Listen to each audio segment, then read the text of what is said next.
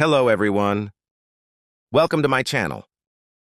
आज हम सीखेंगे English short phrases जो रोजाना इस्तेमाल होता है बच्चों दोस्तों और फैमिली के साथ. ये phrases आपकी English speaking को improve करेंगे. Let's go. I love it. मुझे ये पसंद है.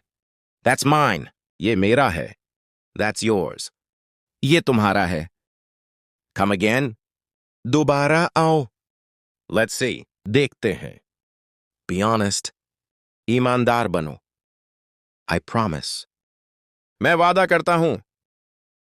You broke it. तुमने उसे तोड़ा. I am joking. मैं मजाक कर रहा हूं. It's my turn. अब मेरी बारी है. Thanks for watching.